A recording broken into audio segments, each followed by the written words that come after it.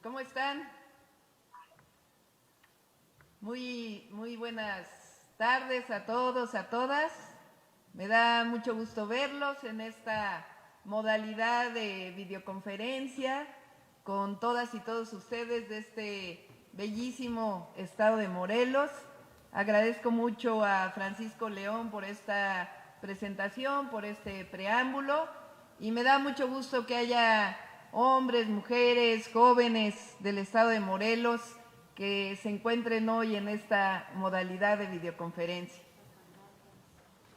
Muchas gracias a todas y a todos. Estamos haciendo esta modalidad de videoconferencia porque nadie nos va a impedir realmente estar cerca de la ciudadanía, cerca de los habitantes de distintos lugares de nuestro país que quieren conocer lo que hemos estado haciendo en el gobierno de la Ciudad de México. Y antes de platicarles lo que hemos hecho en el gobierno, quisiera dar una introducción de lo importante que es el momento histórico que estamos viviendo en este momento. Hoy tenemos a uno de los mejores presidentes que ha tenido México, que gobierna nuestro país. Estamos viviendo un momento histórico en donde hay un presidente que dejó de representar los intereses de unos cuantos y hoy representa los intereses del pueblo de México. Lo que dijo durante tantos años en las plazas públicas, hoy es una realidad. Hoy somos como país una referencia no solamente en nuestro propio país, en América Latina, sino que somos una referencia mundial de uno de los presidentes más queridos por el pueblo de México. Así que desde aquí pues le mandamos un saludo cariñoso al presidente Andrés Manuel López Obrador. Quiero decirles que en el gobierno de la ciudad no solamente es lo que hemos hecho en este periodo en donde acabamos de cumplir 4 años al frente del gobierno, sino uno de los ejes más importantes es cuáles son los principios con los que gobernamos. No solo se trata de las acciones, sino cuál es la diferencia de los gobiernos de la Cuarta Transformación con los gobiernos de otras administraciones, de lo que era el viejo régimen, de lo que no representa los intereses del pueblo de México. Y eso tiene que ver con los principios con los cuales gobernamos. Y esos principios tienen que ver con la honestidad, tienen que ver con destinar los recursos del pueblo a quien más lo necesita. Y por eso yo siempre hablo de que hoy, después de esta marcha grandísima que tuvimos el 27 de noviembre con el presidente Andrés Manuel López Obrador, que bautizó la Cuarta Transformación con un pensamiento que le llama él el humanismo mexicano, esos son los principios con los que todos los que pertenecemos a esta Cuarta Transformación debemos gobernar. Primero, es importante recordar qué quiere decir la Cuarta Transformación de la vida pública. La primera transformación, la independencia de México. Morelos lleva el nombre de uno de los grandes héroes que nos dieron patria, de Morelos, que hizo los sentimientos de la nación, que por primera vez puso los principios con los cuales debe sustentarse un gobierno humanista. La segunda transformación es la reforma. La tercera es la revolución, donde Morelos también, el estado de Morelos tuvo una participación importantísima con Emiliano Zapata y la defensa de los intereses de los campesinos, la repartición de la tierra. Todas estas transformaciones fueron de manera violenta, representaron guerras. Y la cuarta transformación que lleva a cabo el presidente de manera pacífica tiene grandes principios del humanismo mexicano. Y hay 3 ejes fundamentales que para mí son esencia de estos principios. El primero es por el bien de todos, primero los pobres. No solamente es una frase que significa en términos humanistas la fraternidad, el apoyo al que menos tiene, el que la única manera de resarcir las diferencias históricas es tener un gobierno que permita distribuir la riqueza, el que no podemos permitir que el desarrollo se dé sin bienestar para los que menos tienen, el hablar de que los gobiernos tienen la obligación de generar derechos, el derecho a la educación, el derecho a la salud, el derecho a un salario digno. Por primera vez en años el salario mínimo se ha casi multiplicado en 2 veces. Todo esto representa, por el bien de todos, primero los pobres, que nunca podemos mirar a nadie de arriba hacia abajo, a menos que le demos la mano para poder levantarse. Esto significa que la discriminación tiene que erradicarse, que no puede haber clasismo, que no puede haber racismo. Esa es la esencia de por el bien de todos, primero los pobres, que es uno de los principios básicos con los cuales gobernamos todos aquellos que pertenecemos a la cuarta transformación de la vida pública. El segundo gran principio del humanismo mexicano es que no puede haber gobierno rico con pueblo pobre. Eso quiere decir lo que llamamos la austeridad republicana. ¿Qué significa ello? Erradicar la corrupción, gobernar de forma honesta y al mismo tiempo acabar con los privilegios de los gobernantes. ¿Cómo vimos durante tantos años recursos destinados de los mexicanos, de los impuestos de los mexicanos, para el privilegio de los gobernantes, para sus frivolidades, para diferenciarse del pueblo de México? Y la esencia juarista es que los gobernantes debemos vivir en la justa medianía y que los recursos que se recaudan por los impuestos se destinen para mejorar la calidad de vida de las personas. Eso quiere decir no puede haber gobierno rico con pueblo pobre. Y el tercer principio que me parece fundamental para cualquier gobierno es que el poder solo es virtud cuando se pone al servicio de los demás. Todos los gobernantes, pero no solamente la jefa de gobierno, gobernadores, gobernadoras, sino también presidentes municipales, diputados, diputadas, regidores, tenemos que tener un principio que no se nos debe olvidar cuando accedemos a nuestros cargos. Y ese principio tiene que ver que cuando adquirimos poder, que nos dé el encargo que nos dio el pueblo de México, nunca se nos debe olvidar que ese poder es para ponerlo al servicio de los demás, de las grandes mayorías, que no se trata de privilegios, sino que se trata de derechos, del bienestar de los mexicanos y de las mexicanas. En la medida que entendamos que estos puestos de elección popular, desde un presidente municipal, un diputado, una diputada, hasta la presidencia de la República, tienen que ver con el ejercicio del poder para los demás, en esa medida los gobiernos siempre van a ser reconocidos por el pueblo de México. Y esa es la esencia con la cual hemos gobernado en la ciudad. Por eso hay un reconocimiento en la ciudad y en distintos lugares del país del trabajo que hemos desempeñado junto con los 22 o 21 gobernadores y gobernadoras que pertenecen a nuestro movimiento. Esa es la cuarta transformación de la vida pública.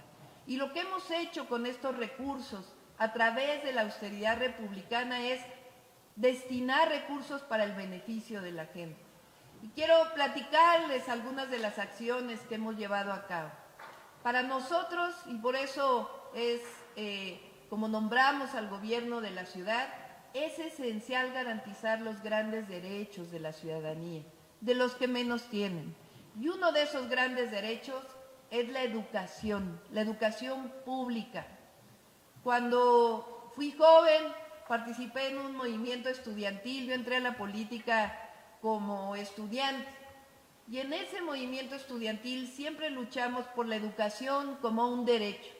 Durante todo el periodo neoliberal, la educación comenzó a convertirse en un privilegio. Se dejó de invertir en educación superior.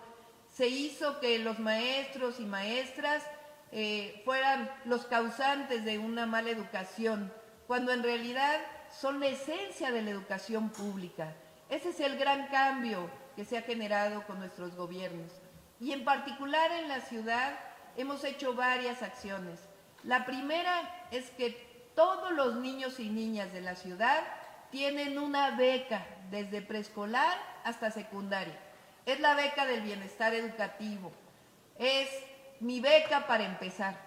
Cuando llegamos al gobierno, los estudiantes desde preescolar hasta secundaria, particularmente primaria y secundaria, tenían una beca que se llamaba de niños y niñas talento, que representaba un pequeño apoyo a aquellos que tenían 9 y 10 de promedio.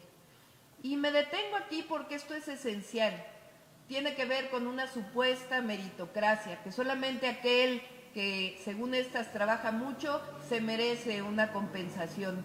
Y en realidad eso está en contra de lo que representan nuestro movimiento y lo que nosotros conocemos como el derecho a la educación. No se trata de que un niño o una niña por tener una buena calificación tenga un apoyo. ¿Por qué?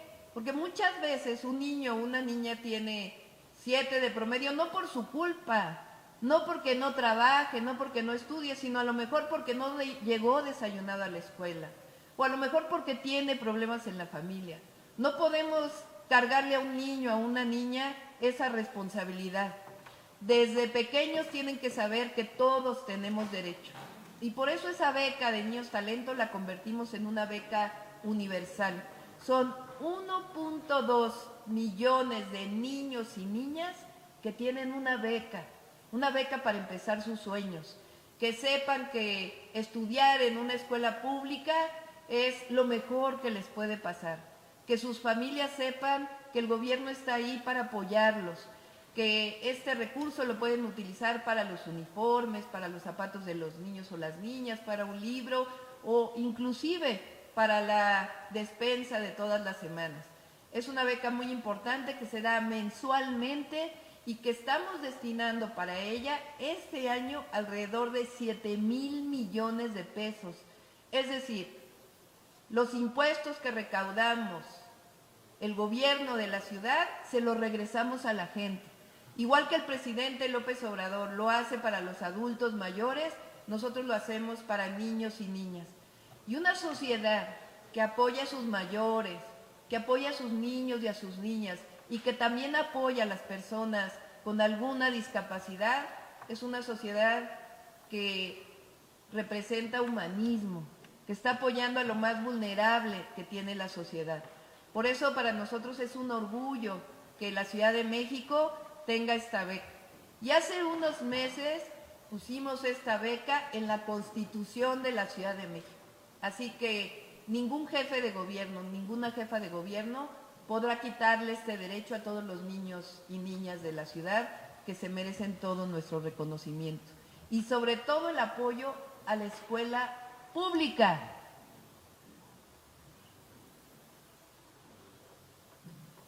Está bien que exista la escuela privada para aquellos que la pueden pagar, pero no tiene que ver con el dinero para poder tener una buena educación. Por eso la educación pública debe ser la mejor de todas las educaciones. Aquí el presidente ha basificado a los profesores, se da el apoyo a La Escuela es Nuestra, que por cierto es un programa que surgió en la ciudad. Aquí en el 2019 instituimos un programa que se llama La Escuela es Nuestra ahora, pero en su momento se llamó Mejor Escuela. Significa darle apoyo a los padres y madres de familia para que ellos decidan, junto con los profesores, con los directivos de las escuelas públicas, en qué se debe destinar este recurso para mejorar las escuelas. Y este programa de Mejor Escuela se lo platicamos en su momento al presidente, le gustó tanto que se lo llevó a nivel nacional y nosotros seguimos apoyando con este programa La Escuela es Nuestra, con mi beca para empezar y una cosa más que terminamos justamente en diciembre del año pasado, que es que todas las escuelas públicas desde preescolar hasta o de primaria y secundaria tienen acceso a internet gratuito. Instalamos en todas las escuelas internet gratuito con el programa de la ciudad Internet para Todos. De igual manera, en el derecho a la educación, pues no solamente es la educación básica, también es la educación media superior. Entonces, cuando el presidente fue jefe de gobierno, hizo un sistema educativo para la preparatoria, que es el Instituto de Educación Media Superior. Cuando llegamos, realmente el instituto estaba abandonado y nosotros lo que hicimos fue mejorarlo, y además tenemos 6 preparatorias más en este instituto, y ha aumentado la matrícula a pesar de la pandemia, a pesar de las dificultades en el estudio. Hoy las preparatorias de la Ciudad de México tienen más recursos y tienen mejora sustantiva, y además 6 preparatorias más. Y quizá lo que, además de eso, lo que me hace sentir muy orgullosa es que creamos 2 nuevas universidades públicas en la ciudad. El presidente creó la Universidad Autónoma de la Ciudad de México y nosotros creamos 2 nuevas universidades públicas. La primera se llama el Instituto de Estudios Superiores Rosario Castellanos.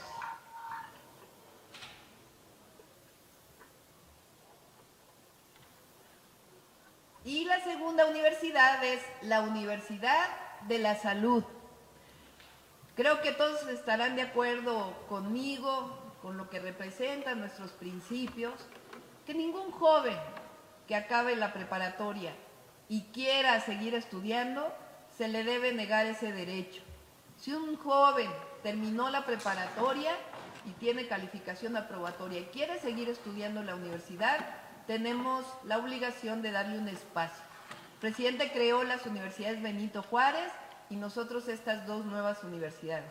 Pues tengo el gusto de decirles que la Universidad Rosario Castellanos tiene hoy 37,500 jóvenes que antes eran rechazados de las universidades y que hoy tienen el derecho a la educación.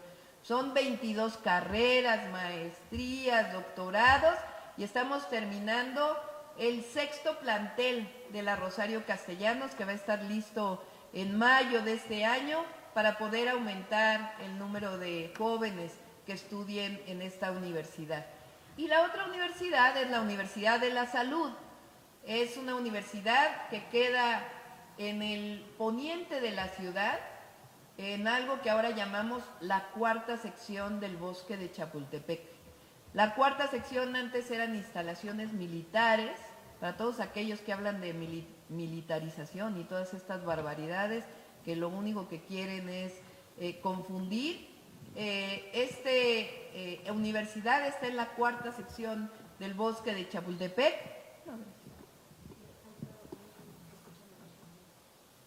A ver, ¿escuchan bien? ¿Regular? A ver, levanten la mano quien escuche bien. Allá atrás. A ver ahora. ¿Se escucha mejor? A ver, levanten la mano quien diga que se escucha mejor. Bueno, vamos a usar los 3 micrófonos para que se escuche mejor. Bueno, les decía que en esta Universidad de la Salud, que queda en el poniente de la ciudad, es una instalación que antes era una instalación militar. Con Peña Nieto, esa instalación militar que queda a la entrada de Toluca hacia la ciudad, querían sacarla de ahí y convertirla en un nuevo Santa Fe, o sea, venderla para enriquecerse, la verdad, como lo del aeropuerto, igual, más o menos. Y el presidente López Obrador, nosotros le dijimos que pues no queríamos que se hiciera eso, que era muy importante que ese fuera un espacio público para los habitantes de la ciudad, para todo el país que viene a la Ciudad de México, porque la capital en realidad pues es la capital de todas y todos los mexicanos, de cada uno de los 31 estados y de la propia Ciudad de México. Ese espacio, las instalaciones militares se están llevando a otro estado y ahora ahí se está construyendo una cineteca, una bodega nacional de arte y distintas actividades que muchas de ellas ya están abiertas al público, y es hoy la 4ª sección del bosque de Chapultepec, que son cerca de 70 hectáreas que fueron donadas por el Gobierno de México para hacer la cuarta sección. Por cierto que va a haber un teleférico que lleve desde Los Pinos, que hoy ustedes saben que Los Pinos es la Casa del Pueblo, antes era la Casa de los Presidentes, ahora es la Casa del Pueblo.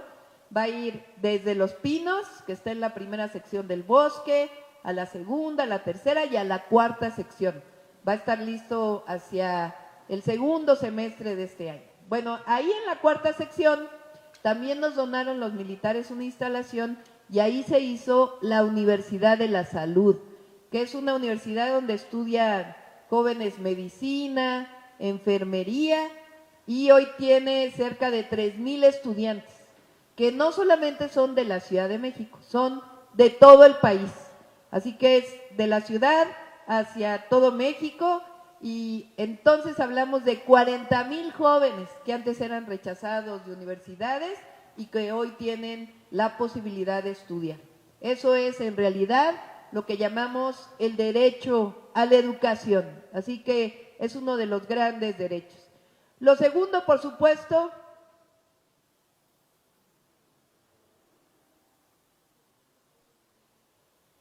es otro de los grandes derechos que constituyen lo que llamamos el bienestar, el estado de bienestar, que es el derecho a la salud.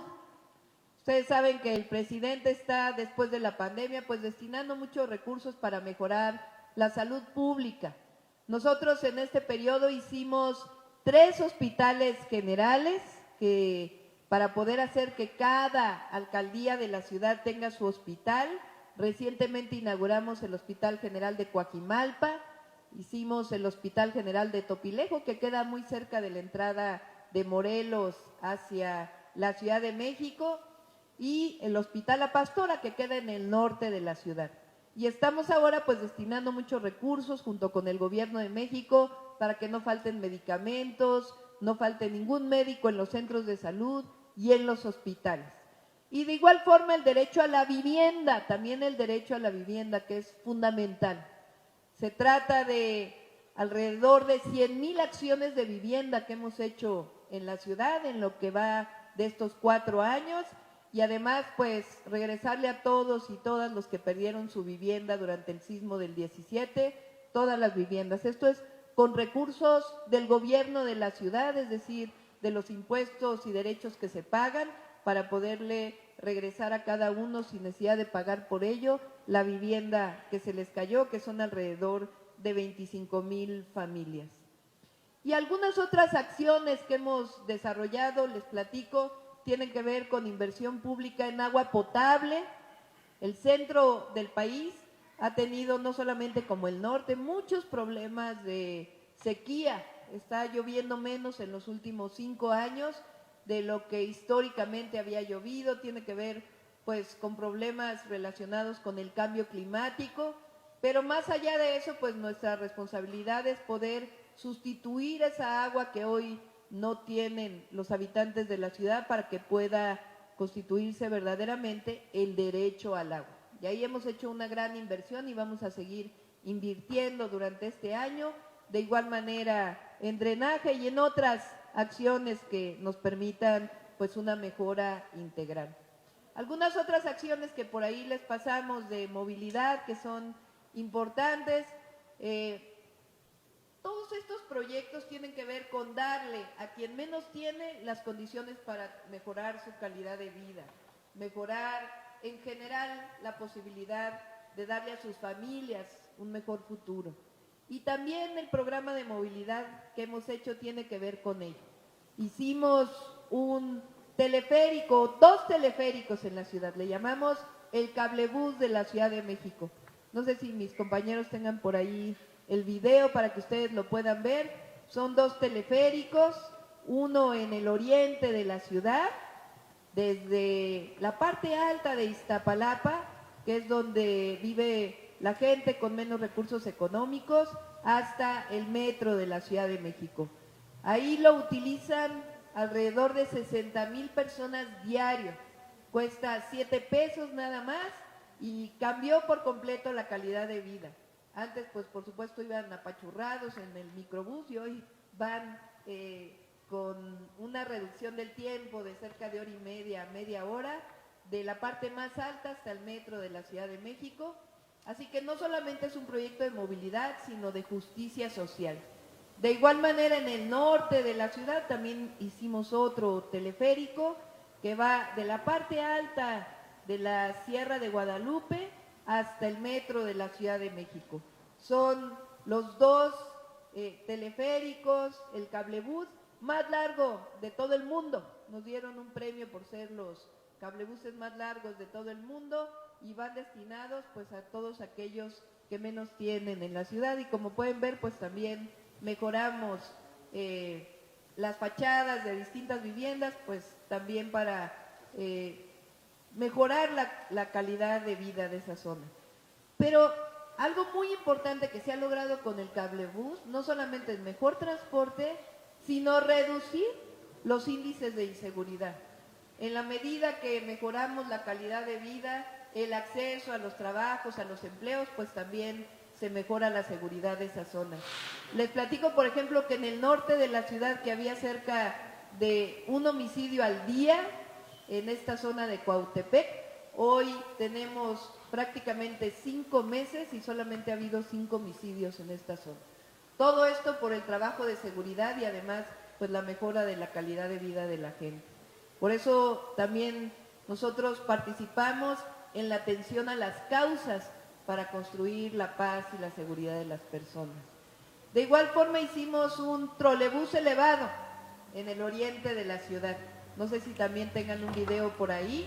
Es un segundo piso, pero no para coches, sino para transporte público.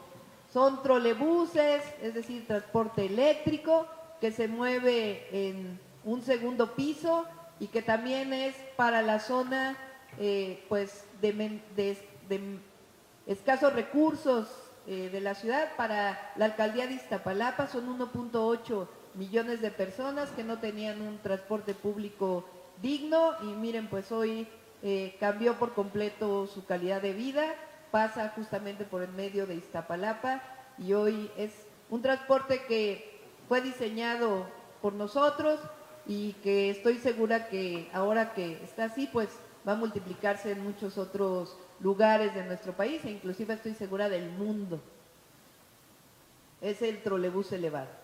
Y también es importante porque ahora seguramente ustedes lo escucharon, hemos invertido mucho en el metro. Lo que pasa es que los medios de comunicación y otras formas no quieren que se sepa también lo bueno, sino solamente hay mucha falsa información. En el metro hemos invertido porque estamos haciendo la línea 1 del metro completamente nueva, cambiamos el sistema de abastecimiento de energía eléctrica y además pues un nuevo centro de control. Es una inversión de cerca de 50,000 millones de pesos en el metro de la Ciudad de México, que como ustedes saben lo usa muchísima gente de la ciudad, del Estado de México, y nosotros tenemos la obligación de garantizar siempre la seguridad y ante cualquier problema, sospecha de que hay actos malintencionados, tenemos que reaccionar, y por eso pedimos que la Guardia Nacional nos ayudara en el metro de la ciudad. Van desarmados, para que ustedes sepan, informen también, que nos ayuden a informar, pero es muy importante garantizar siempre la seguridad, que es nuestra obligación, garantizando siempre la mejora del servicio público. Es una inversión millonaria que hemos hecho en el acceso a la movilidad. Bueno, todo esto que hemos hecho, todo esto, no hemos aumentado impuestos, no hemos aumentado el pago de derechos. Y ustedes dirán, pues ¿de dónde sale todo el recurso para darle beca a todos los niños, para hacer universidades, para invertir en agua potable y en drenaje, para mejorar la ciudad, para este programa de movilidad? ¿De dónde sale todo este recurso? Pues sale de la política de austeridad republicana, de acabar con la corrupción,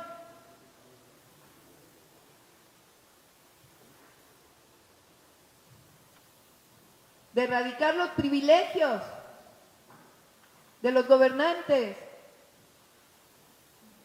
Yo le digo a mis compañeros, a mis compañeras, que trabajan en el gobierno de la ciudad, que somos ciudadanos, ciudadanas, gobernando a ciudadanos.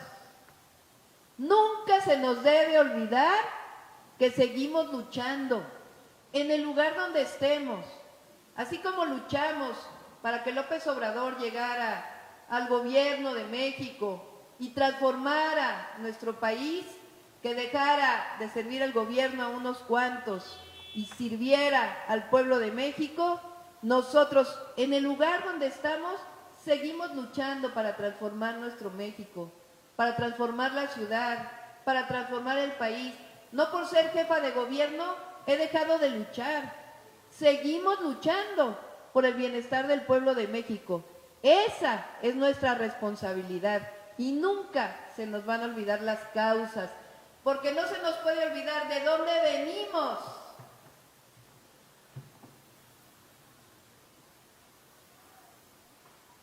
¿Dónde estamos y hacia dónde vamos?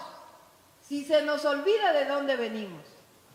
Y la grandeza de México, la grandeza de su historia, de sus pueblos, de nuestra gente, jamás vamos a poder enfrentar el futuro. Y esa es una gran responsabilidad que todas y que todos tenemos. Así que si gobernamos con austeridad, si gobernamos de frente al pueblo, de cara al pueblo, si gobernamos con transparencia, informando, siempre vamos a tener el respaldo del pueblo de México. Por eso somos orgullosamente la cuarta transformación de la vida pública de México. Y quiero cerrar para no cansarlos mucho.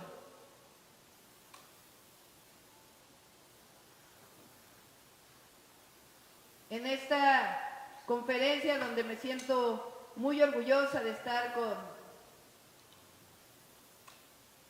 habitantes de Morelos que tanto le han dado a México y que le siguen dando tanto a México, hablándoles un poco de la importancia de la participación de las mujeres.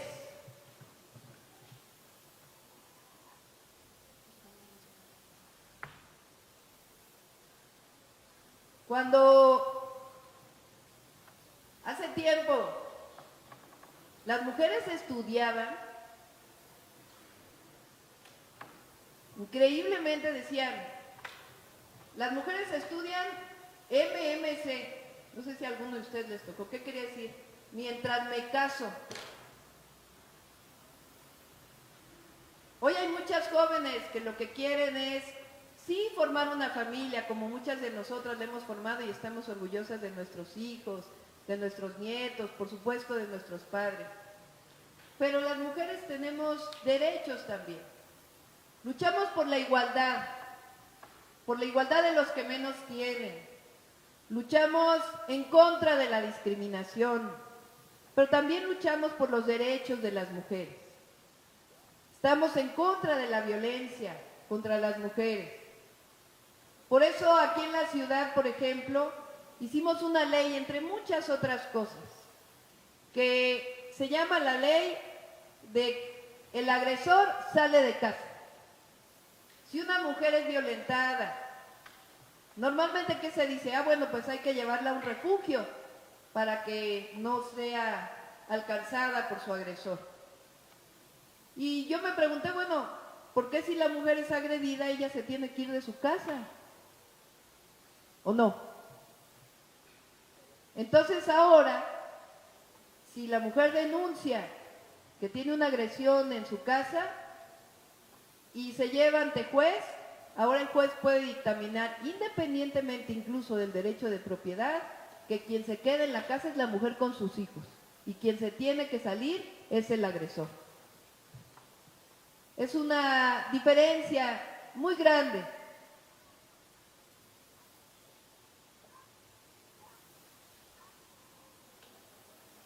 Es el reconocimiento del derecho de las mujeres a una vida sin violencia. Pero en realidad tiene que ser el reconocimiento en todo. Yo cuando voy a una escuela a dar estas becas de las que le platico y veo a las niñas que ven a la jefa de gobierno, pues evidentemente ellas se ven reflejadas en uno. ¿Por qué? Porque antes no había gobernadoras mujeres. Llegó un momento en que eran puros hombres los que gobernaban. Bueno, hoy somos 9 gobernadoras en nuestro país. Tenemos una mujer que es secretaria de Seguridad Pública. Hoy hay una mujer que gobierna el Banco de México. Claro que es mujeres y proyecto también, porque no es solo mujeres, también es el proyecto que defendemos y que queremos para la transformación del país. Pero eso ayuda a que las niñas, a que las jóvenes puedan decir: yo ya no solo prejuiciosamente estoy destinada a ciertas labores. Si así lo deciden, está muy bien, si quieren dedicarse a estar solamente en el hogar, pero el problema es cuando las obligaban exclusivamente a ello. Por eso, cuando una niña ve a una mujer, por ejemplo, hoy tenemos una astronauta mexicana, una joven de Jalisco que ha viajado al espacio y es mexicana. Es una joven que tuvo que cruzar la frontera con sus padres de manera como cruzan millones y millones de mexicanos y de mexicanas, y que ahí ella pues decidió salir adelante y hoy ha viajado al espacio. Pues imagínense cuando una niña ve a un astronauta como ella, pues claro que dice: yo tengo posibilidades de llegar a cualquier lado. Por eso yo digo que una niña, cuando ve a una gobernadora, a una presidenta municipal, a una diputada, dice: sí se puede. Así que podemos ser ingenieras, abogadas, presidentas municipales, diputadas, astronautas, senadoras, gobernadoras y presidentas de la República. ¡Que viva Morelos! ¡Que viva la cuarta transformación de la vida pública! ¡Que viva México! ¡Y que vivan las mujeres! Muchas gracias a todos y a todas.